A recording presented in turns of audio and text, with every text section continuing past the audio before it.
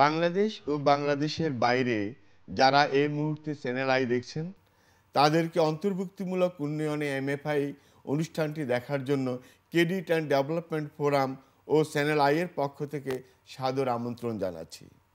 ক্ষুদ্র অর্থায়ন সেবাদানকারী প্রতিষ্ঠানসমূহের association CDF এর সদস্যসমূহের জনবলের দক্ষতা উন্নয়ন, সেক্টরের পক্ষে লবিং অ্যাডভোকেসি, গবেষণা পরিচালনা, তথ্য সংগ্রহ ও বিনিময়, সদস্যদের জন্য তহবিল সংগ্রহ করা ইত্যাদি উদ্দেশ্যে 1992 সালে সিডিএফ প্রতিষ্ঠিত হয়। অন্তর্ভুক্তিমূলক উন্নয়নে এমএফআই শীর্ষক সিডিএফের ধারাবাহিক আলোচনা অনুষ্ঠানটির 28তম পর্বটি সদস্য সংস্থা শরীয়তপুর ডেভেলপমেন্ট সোসাইটি এসডিএস এর সৌজন্যে প্রচারিত হচ্ছে। আজকের এই আয়োজনে আমার ডান পাশে আসেন বিশিষ্ট ব্যাংকার, ব্যাংক এশিয়ার সাবেক ব্যবস্থাপনা পরিচালক জনাব মোহাম্মদ আরফান আলী।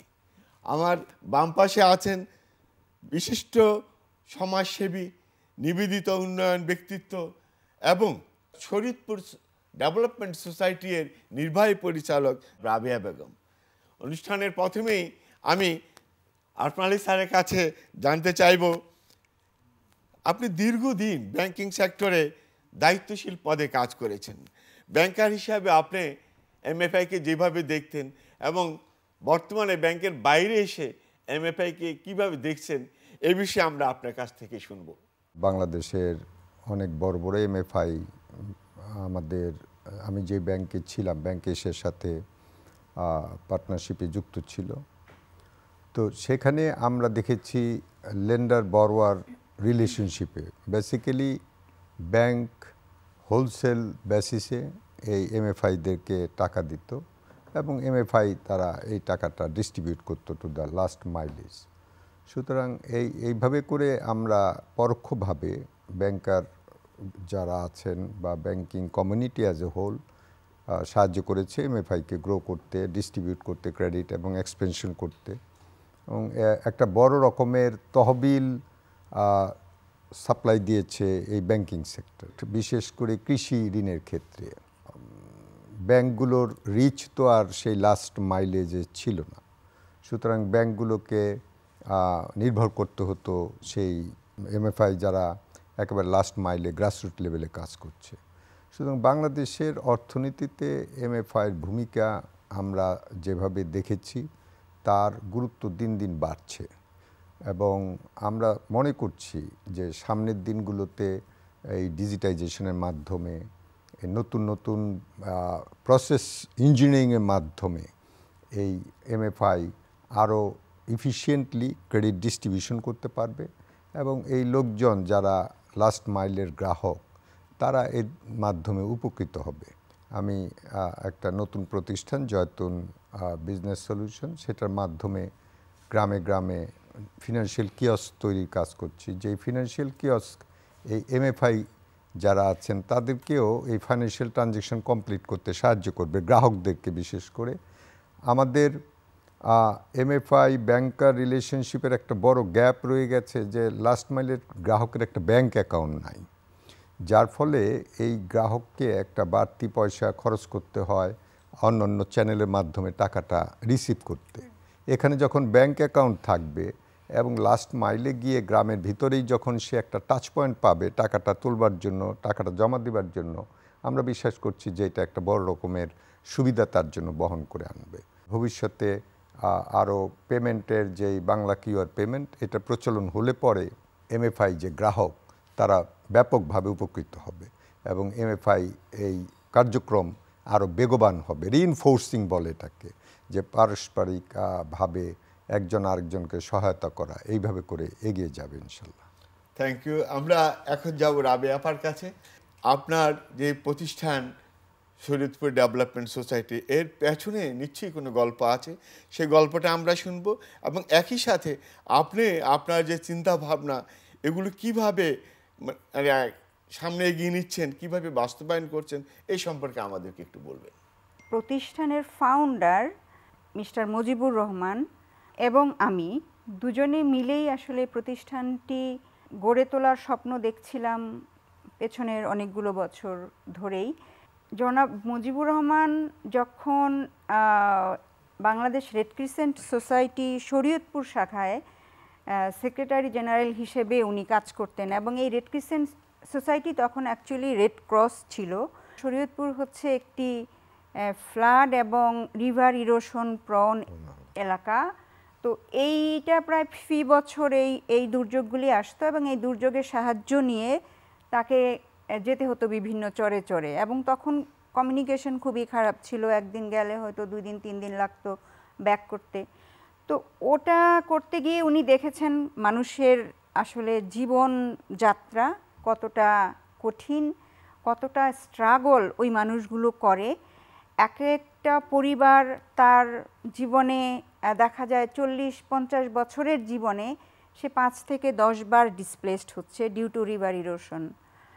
তো এই বিষয়গুলি আসলে দেখে দেখে ওনার একটা সময় মনে হয়েছে যে স্থায়ী একটা প্রতিষ্ঠানের মাধ্যমে যদি আমরা সারা বছর ওদেরকে নিয়ে কাজ করতে পারি, শুধু এই সাডেন একটা রিলিফ দিয়েই যে আমরা ক্ষান্ত হলে তো মানুষের আসলে ভাগ্যের পরিবর্তন হবে না।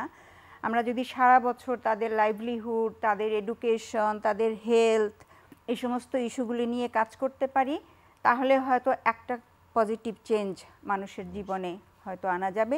সে ভাবনা থেকেই মূলত আমরা এই প্রতিষ্ঠানটি আমরা শুরু করেছি। অ্যান্ড রাইট নাও আমরা DRR, climate change issue, livelihood, advocacy এবং স্কিল ডেভেলপমেন্টের মাধ্যমে ইউথ কমিউনিটিকে স্কিল করা।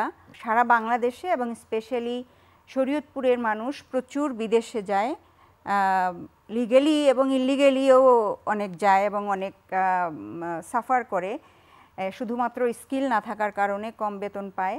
প্রায় 10,000 ইউথকে আমরা ইতিমধ্যে বিভিন্ন বিষয়ে স্কিল করেছি, এবং তাদের চাকরি বা উদ্যোক্তা হিসেবে তৈরি হওয়ার হার মোটামুটি 70-75%।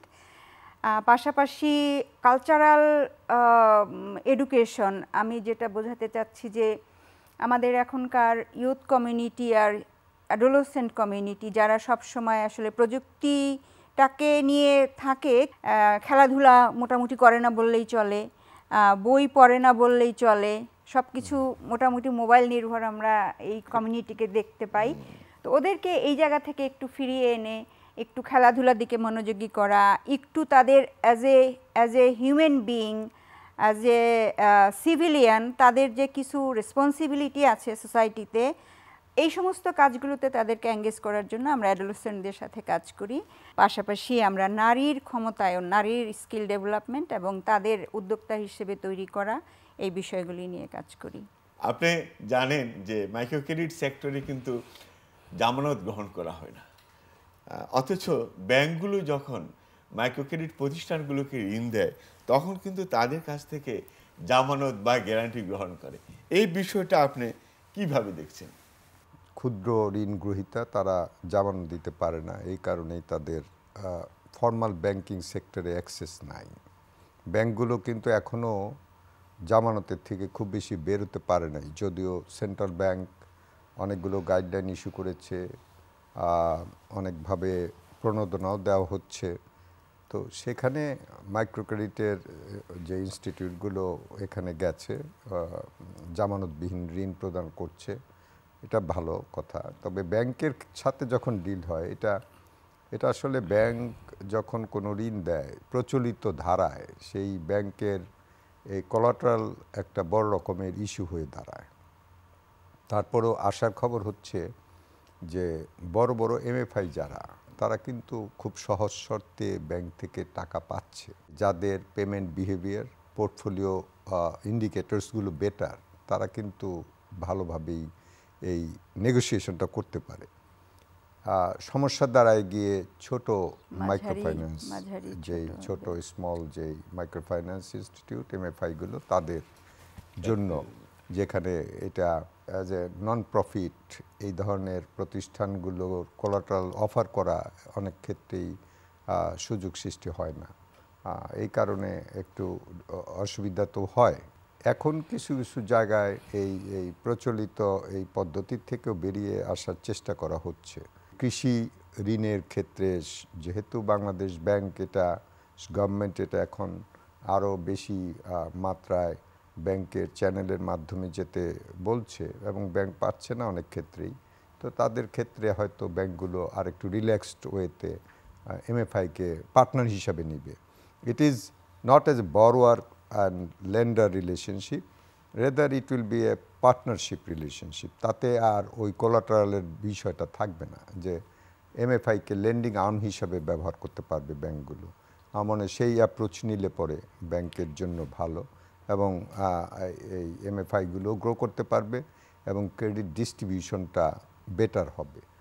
ব্যাংকারের একটা বড় রকমের কাজ হচ্ছে distribution of capital, that means in this case ক্রেডিটটাকে যদি ওয়েল ডিস্ট্রিবিউটেড না হয় তাহলে সুষম উন্নয়নকে আমরা ত্বরান্বিত করতে পারবো না।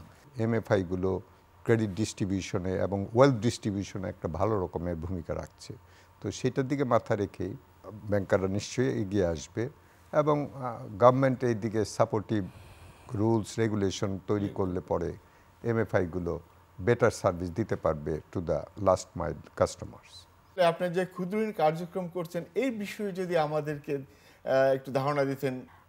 এসডিএস ইতিমধ্যে বাংলাদেশের সেন্ট্রাল সাউদার্ন পার্টের 12টা জেলায় কাজ করছে। 95 ব্রাঞ্চেস ইতিমধ্যে আমরা প্রতিষ্ঠিত করেছি এবং এই ব্রাঞ্চের মাধ্যমে আমরা প্রায় 2 লাখ প্রোগ্রাম পার্টিসিপেন্ট বলি আমরা, তাদের সাথে আমরা আসলে বিভিন্ন বিষয়ে কাজ করছি। আমাদের এই কাজগুলো করতে গিয়ে প্রচুর সাকসেস স্টোরি আসলে আমাদের তৈরি হয়েছে, বিশেষ করে আমাদের নারী উন্নয়নে, নারীর ক্ষমতায়নে অনেক সাকসেস স্টোরি আমাদের আসলে ছড়িয়ে ছিটে আছে সারা দেশে। আমাদের মেয়েরা এখন চাইল্ড ম্যারেজ সম্পর্কে অনেক সচেতন, মেয়েরা পড়াশোনায় অনেক এগিয়ে গেছে। আমরা মেয়েদের পাশাপাশি মানে তাদের যে অভিভাবক তাদেরকেও সচেতন করার চেষ্টা করি যাতে করে তারা তাদের মেয়েদেরকে একটু পড়াশোনা করার জন্য পজিটিভ চিন্তা করে এবং এতে কি বেনিফিটের তারা হতে পারে সেটা তাদেরকে বোঝাবার চেষ্টা করি এবং ইতিমধ্যে আমরা একটা খুবই পজিটিভ ভাইব দেখতে পাচ্ছি তাদের মধ্যে।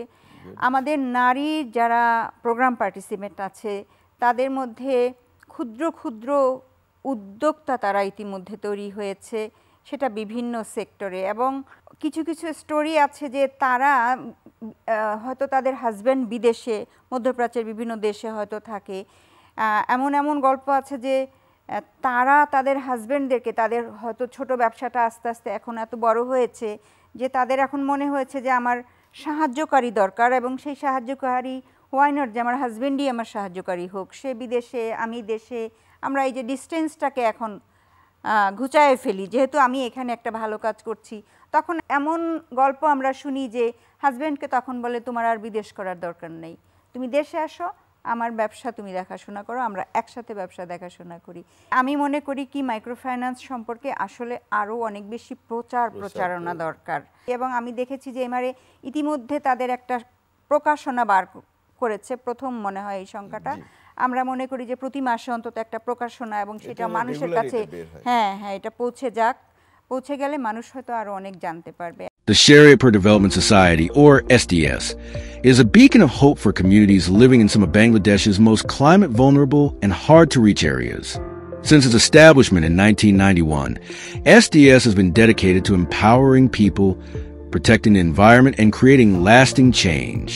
Our mission is to work hand in hand with communities to address poverty, inequality, and environmental challenges through participatory, sustainable, and rights-based approaches.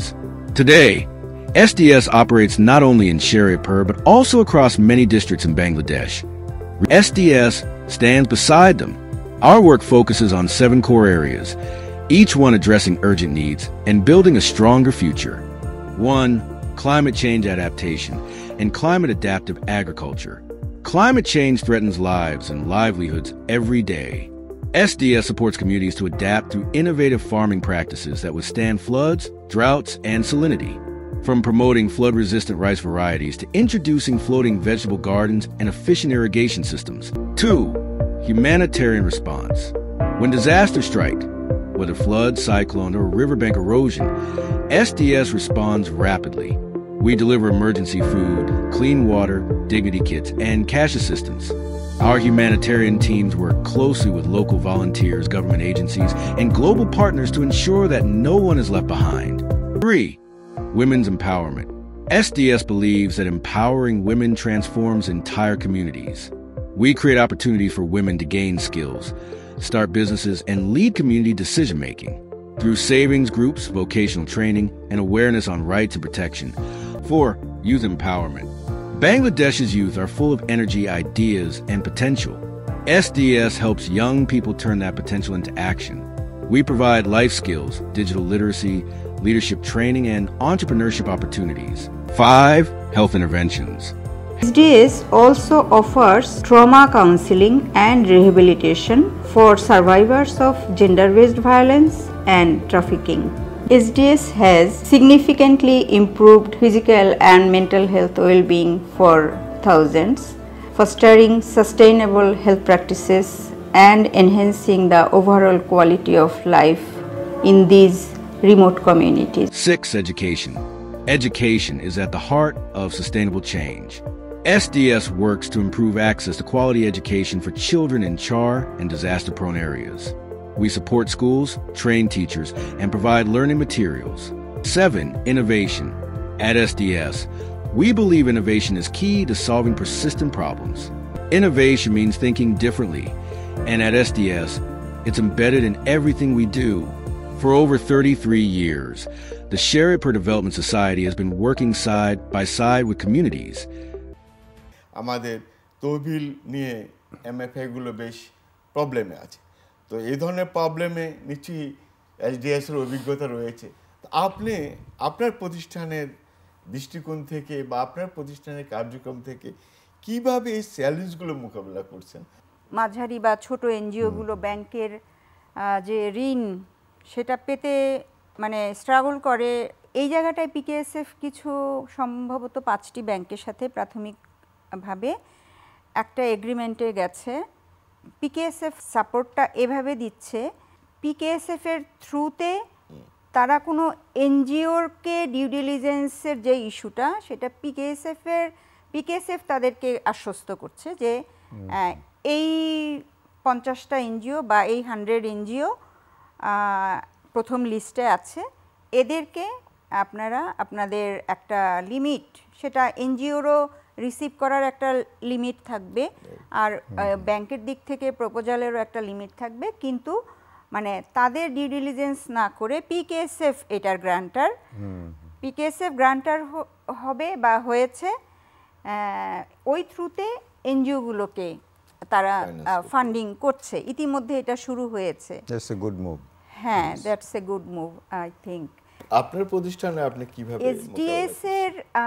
SDS আসলে পিকেএসএফ এর পিও, তো সেদিক থেকে পিকেএসএফ এর একটা বড় রকমের সাপোর্ট আছে এবং আমাদের কিছু ব্যাংকের সাপোর্টও আমাদের এই এমএফআই কার্যক্রমের সাথে আছে। পাশাপাশি আমাদের কিছু পুল ফান্ডিং আমরা চেষ্টা করছি, যেটা অনেক ব্যক্তিগত অনেক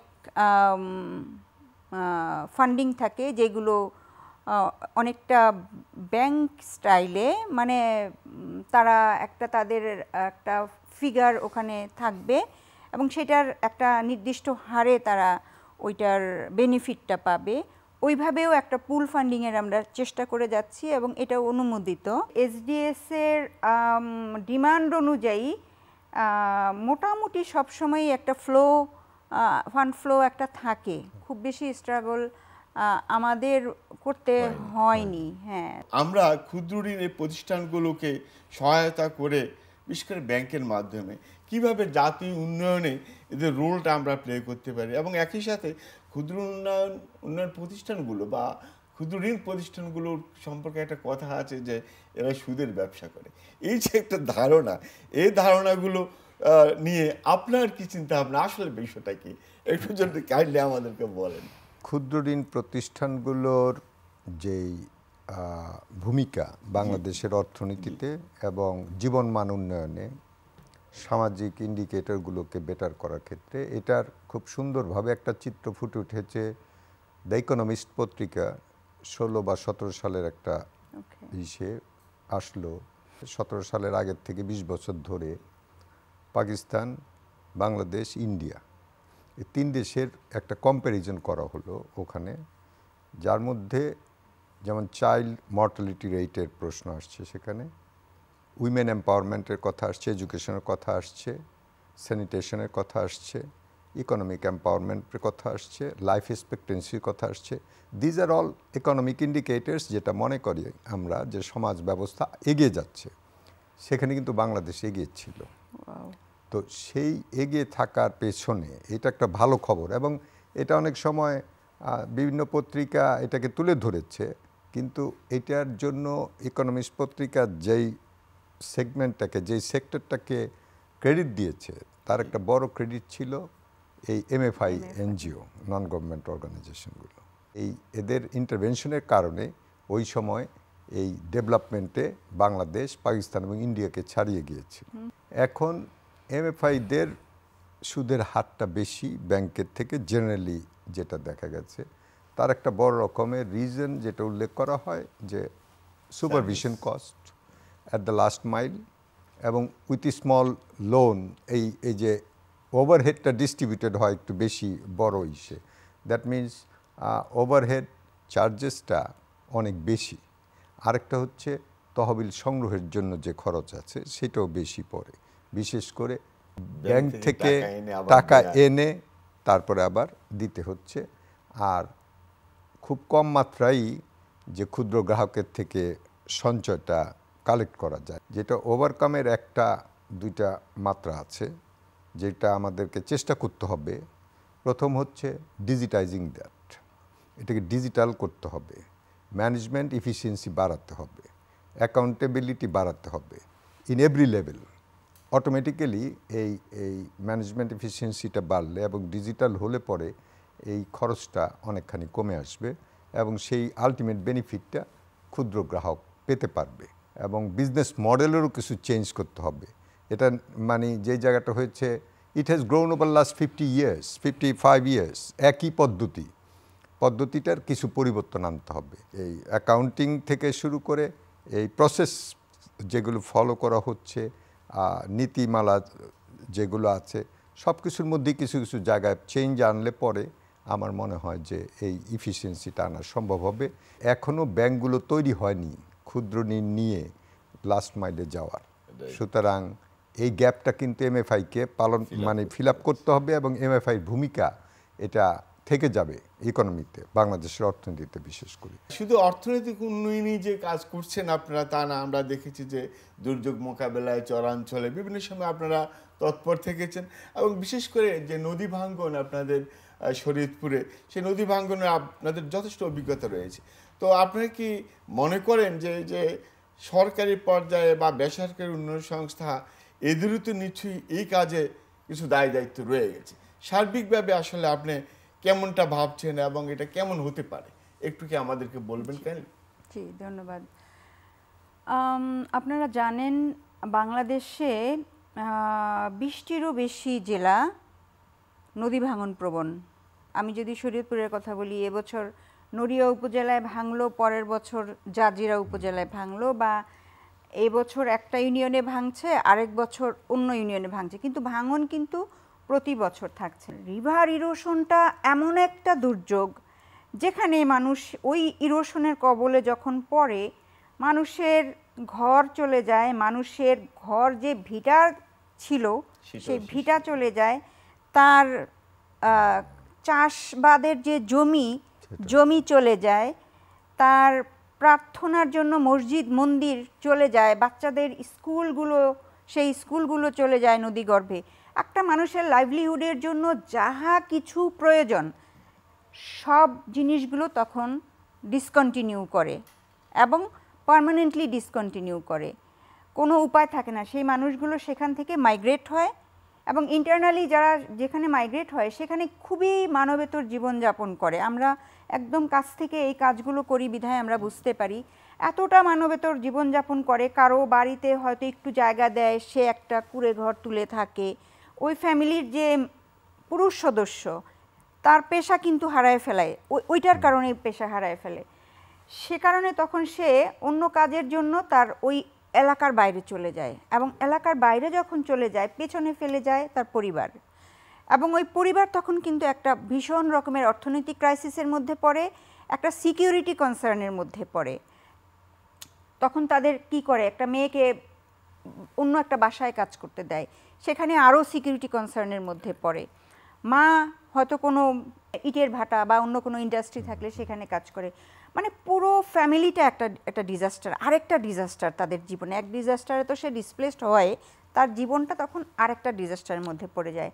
তো আমার মানে বলার জায়গাটা হচ্ছে এই যে ইরোশনটা, এই রিভার ইরোশনটা বাংলাদেশের যে দুর্যোগগুলো, এই দুর্যোগের যে মেইন স্ট্রিম দুর্যোগের মধ্যে কাউন্ট করে না, না গভর্নমেন্ট করে, না নন গভর্নমেন্ট অর্গানাইজেশনগুলো করে। আপনি কি ভাবছেন? আমরা বন্যা হলে যেরকম ঝাঁপিয়ে পড়ি, আমরা সাইক্লোন হলে যেরকম সবাই ঝাঁপিয়ে পড়ি, একটা ইরোশনেও সবার এরকম ঝাঁপিয়ে পড়া উচিত। দুর্যোগ প্রতিরোধের মধ্যে এটাকে অন্তর্ভুক্ত করতে হবে, এবং এটার স্থায়ী সমাধানের জন্য আসলে শুধুমাত্র গভর্নমেন্টই পারে এটার স্থায়ী সমাধানের জন্য কাজ করতে। নন গভর্নমেন্ট অর্গানাইজেশন শুধু পারে সাডেন কিছু রিলিফ, কিছু রিহ্যাবিলিটেশন, এই কাজগুলো করতে পারে, কিন্তু নন গভর্নমেন্ট যারা ডোনার আছে, যেমন আমরা ন্যাশনাল অর্গানাইজেশন, আমরা আইএনজিও বা গ্লোবাল এনজিওর মাধ্যমে আমরা টাকা কালেক্ট করি, তাদের সাথে আমরা ইমার্জেন্সি রিলিফ করি, কিন্তু এই জায়গায় ওই সমস্ত মানে ডোনার অর্গানাইজেশন যেগুলো আছে তাদের সাথেও আমরা যখন যোগাযোগ করি, তারা বলে যে এটা আমাদের আসলে ম্যাপিংয়ে নাই, আমরা এই ডিজাস্টারটাকে নিয়ে আমরা এখন কাজ করার মতো অনুমতি নাই আমাদের। ঠিক, আমরা আসলে এটাকে মানে আমাদের জাতীয় যে প্ল্যান আছে, প্ল্যানে আমরা দুর্যোগ মোকাবেলার জন্য ওখানে এটাকে ইনক্লুড করতে হবে। Thank you. পলিসিতে আনতে হবে এটা আসলে। হ্যাঁ, পলিসিতে আসলে আনতে হবে, এটাই বড় কথা। আজকের এই অনুষ্ঠানে আপনাদেরকে পেয়ে আমরা কৃতজ্ঞ, এবং সেই কারণেই আমি আরফান ভাইকে এই অনুষ্ঠানের পক্ষ থেকে ধন্যবাদ জ্ঞাপন করছি রাবে আপাকে। দর্শকবৃন্দ, আপনারা বেশ সম্মানী আজকের অনুষ্ঠানটি দেখেছেন, সেজন্য আপনাদেরকেও ধন্যবাদ জ্ঞাপন করছি। আমরা ভবিষ্যতে আবার একই বিষয় নিয়ে আলোচনায় আসব, এবং সেখানে ভিন্ন ভিন্ন বিষয়ের উপরে অভিজ্ঞতা সম্পন্ন ব্যক্তিবর্গকে আমরা আমন্ত্রণ জানাবো। আপনারা সবাই ভালো থাকবেন, সুস্থ থাকবেন।